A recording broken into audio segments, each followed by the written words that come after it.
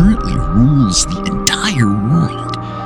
What was America like in 1929? They could not even get free meals a day, such was their situation. They used to sell their own children, such was their situation. In that situation, how did they become the most developed country in the world so quickly and the #1 economy in the world? How did they come? And what happened in 1929 that Americans did not hesitate to sell their children? Did such a situation happen to them? Let's find out about them today. The situation had become so devastating that nearly 15 million people lost their jobs and were left unemployed. Some were so desperate that they placed advertisements to sell their own children, while others walked the streets with placards begging for work just to feed their families. People stopped throwing away potato and flour sacks and instead turned them into clothing. Long lines stretched for hours just to get a free cup of coffee and a single donut, and sometimes those lines even turned into fights. Around 10,000 banks failed to return customers' deposits and went bankrupt, leaving millions of people wiped out financially. Many lost everything they had, selling their homes and belongings, ending up living in roadside tents or under the open sky.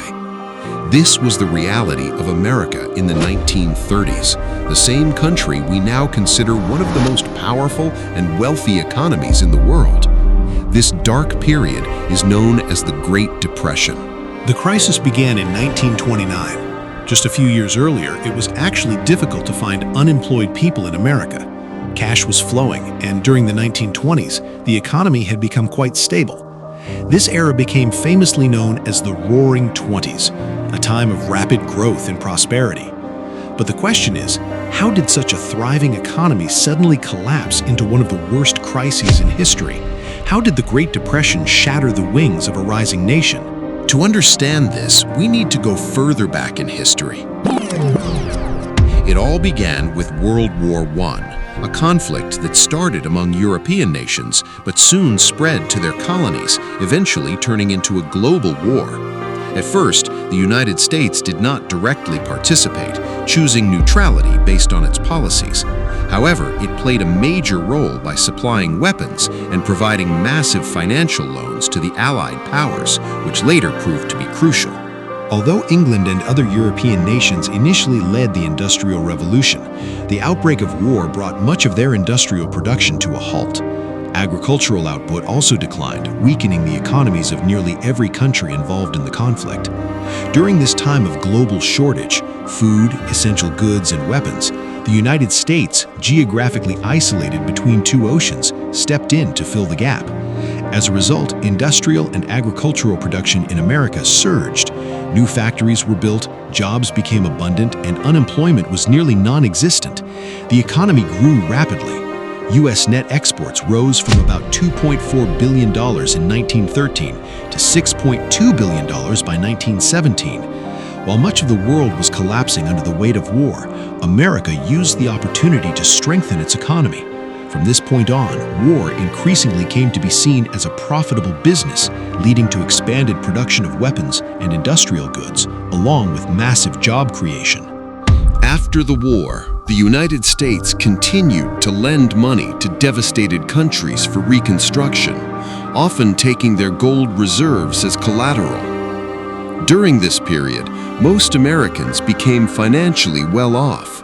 With more cash in hand, demand for consumer goods like cars, telephones, refrigerators, radios, and movies soared.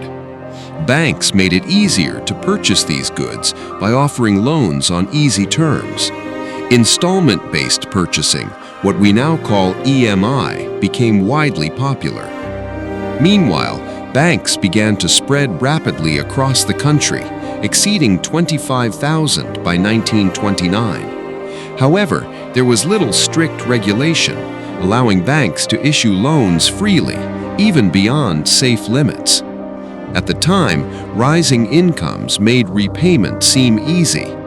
Alongside industrial growth, the stock market also expanded quickly, reaching its peak during the 1920s.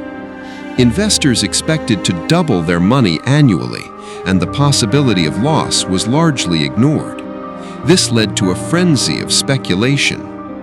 Even those without cash began mortgaging their homes or gold to borrow money and invest in stocks. For many, stock market profits became their primary source of income. Everything seemed to be going well until two catastrophic days changed everything: Black Thursday and Black Tuesday. On October 24, 1929, about 12.9 million shares were traded. Most of them sold off, causing a sharp decline in prices. Just days later, on October 29, around 16.3 million shares were traded, deepening the crash even further. Following these events, Wall Street and the U.S. economy collapsed, marking the official beginning of the Great Depression. However, this collapse didn't happen overnight. It was the result of deeper underlying issues. Looking back, the root cause becomes clearer. During the war, high global demand drove massive growth in American agriculture and manufacturing, leading to strong exports. But after the war, European countries resumed their own production, reducing demand for American goods. Despite this, U.S. farmers and industries did not cut back production. Why? Because during the war, they had expanded operations, buying new machinery, acquiring more land, and building larger factories, all financed through loans. This significantly increased their costs and debt burdens. At the same time, with demand falling, overproduction led to a drop in prices, pushing the economy toward a severe crisis. The crisis spread across multiple sectors of the economy. Factories began laying off workers to cut costs, causing unemployment to skyrocket.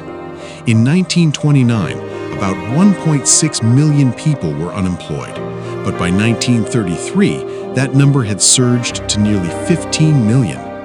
As industrial profits declined, companies could no longer deliver strong returns in the stock market. This hit those who relied on stock income especially hard. Another major issue emerged from the manipulation by brokerage firms. They would heavily invest in certain stocks to artificially inflate prices, then suddenly sell them off for huge profits. While this benefited large firms, ordinary investors suffered massive losses.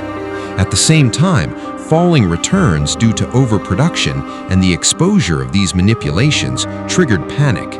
Investors began selling off their shares rapidly, leading to a sharp market decline. To stabilize the situation, national banks collectively invested around $25 million into the stock market.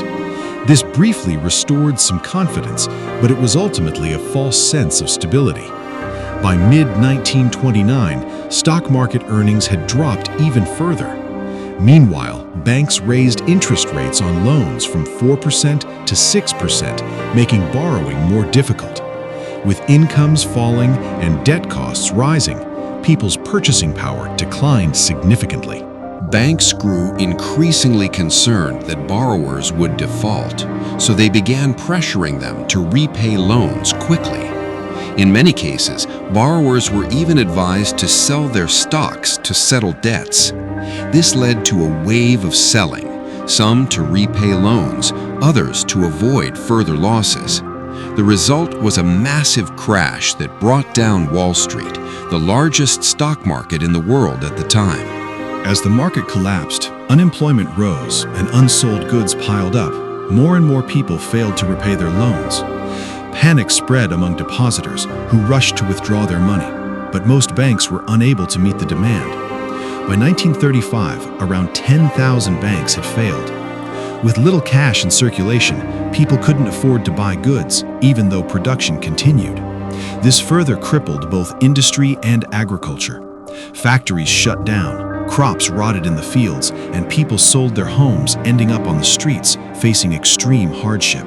Conditions worsened further during the 1930s due to environmental disaster. Excessive farming had weakened the topsoil, and combined with drought and strong winds, it led to massive dust storms that destroyed farmland and made entire regions uninhabitable. Many displaced families migrated to states like California in search of survival.